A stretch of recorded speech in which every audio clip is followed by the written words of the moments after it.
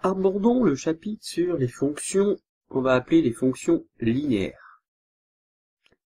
Avant de commencer, regardons le tableau de valeurs ici. Moins 2, moins 4, moins 1, moins 2. Bon, un tableau de valeurs comme ça, la question habituelle, bien sûr, vous l'attendez tous, c'est ce tableau est-il un tableau de proportionnalité? Alors, il est facile. En effet, vous allez tous me dire que l'on passe de la première ligne à la deuxième ligne en multipliant par 2. C'est donc notre coefficient de proportionnalité. Si ça avait été plus compliqué, je vous rappelle que pour savoir si un tableau est proportionnel, il faut donc calculer tous les quotients. Moins 4 divisé par moins 2 divisé par moins 1. Et si tous les quotients sont égaux, on peut affirmer que le tableau est proportionnel. Bon, en fait, à chaque nombre ici, on peut associer un résultat du calcul en multipliant par 2. On pourrait faire comme on l'a fait sur le chapitre. Notion de fonction, on pourrait très bien dire que, à chaque nombre qu'on peut appeler petit x, on pourrait associer f de x, le résultat de notre calcul. Donc ce tableau peut être résumé sous la forme d'une fonction qui serait la fonction petit f, qui à x associera le calcul ici, qui est la multiplication par 2x. Ou encore, on pourrait écrire f de x égale 2x. Quelle serait par exemple l'image de 5? Je vous rappelle, l'image de 5, il faut qu'on calcule f de 5. Égale 2 fois 5, qui est égal à 10. 10 est l'image de 5. 10 a pour antécédent 5. Voilà tous ces mots de vocabulaire qu'on a déjà vus lors du premier chapitre. La fonction qu'on vient de définir, qu'à x associe 2 fois x, 2, ça sera ce qu'on appelle le coefficient de notre fonction, et cette fonction est une fonction qu'on appellera une fonction linéaire. Une fonction linéaire, c'est donc une fonction qui, à un nombre, va associer le produit de ce nombre par un coefficient. Donc, la définition est la suivante, soit petit a un nombre, on appelle fonction linéaire de coefficient petit a la fonction petit f définie par qui à x associe à x, ou encore f de x égale à x. A est le coefficient de la fonction linéaire. En fait, une fonction linéaire de coefficient petit a, ça représente une situation de proportionnalité. Et le coefficient de la fonction linéaire, ce n'est ni plus ni moins que le coefficient de proportionnalité du tableau de proportionnalité qu'on pourrait associer à notre fonction. Voilà pour la définition d'une fonction linéaire. Passons maintenant à quelques exercices d'application directe.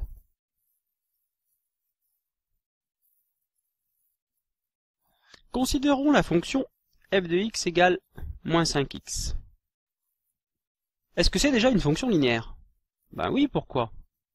Parce qu'elle est de la forme f de x égale ax. Petit a est notre coefficient avec petit a égale moins 5. Quelle est l'image de moins 3 par petit f? Bon, il nous suffit de remplacer x par moins 3 et de calculer f de moins 3, qui est donc égal à moins 5 multiplié par moins 3.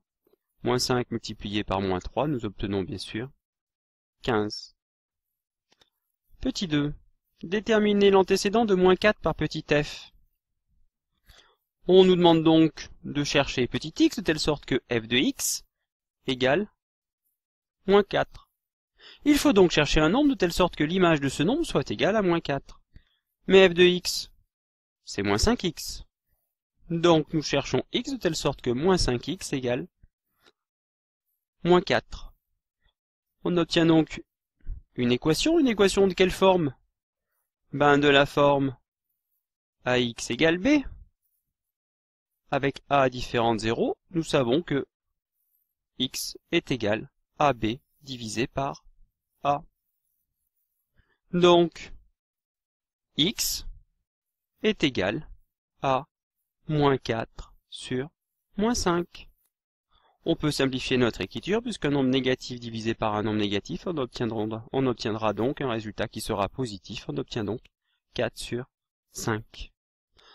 On aurait pu aussi utiliser la règle vue en quatrième pour résoudre une équation qui nous dit qu'on a le droit de multiplier et ou diviser les deux membres d'une égalité par un même nombre non nul. Donc ici, moins 5x, quelle est l'opération qui annule la multiplication par moins 5? C'est bien la division par moins 5.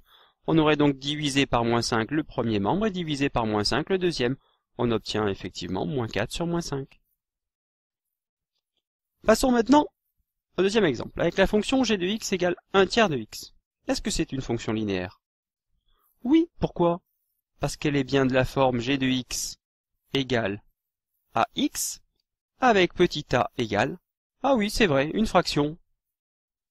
Mais c'est pas bien grave. A égale 1 tiers. Petit 1.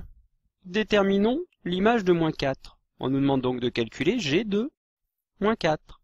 On remplace donc x par moins 4 dans la formule 1 tiers fois x. 1 tiers fois moins 4. 1 fois moins 4 qui fait donc moins 4 sur 3.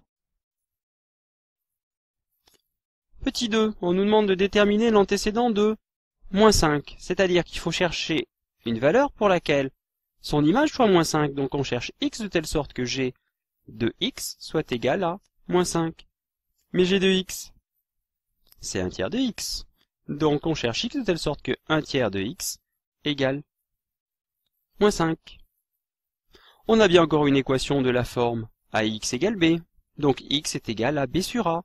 Donc on obtient x égale moins 5 sur 1 tiers. Ah, une écriture à étage. Mais on sait que diviser par une fraction revient à multiplier par son inverse. L'inverse de 1 tiers, c'est donc 3 sur 1. Il nous reste à terminer le calcul. X est donc égal à moins 5 fois 3 qui fait moins 15 sur 1, et moins 15 sur 1, ça fait bien sûr moins 15.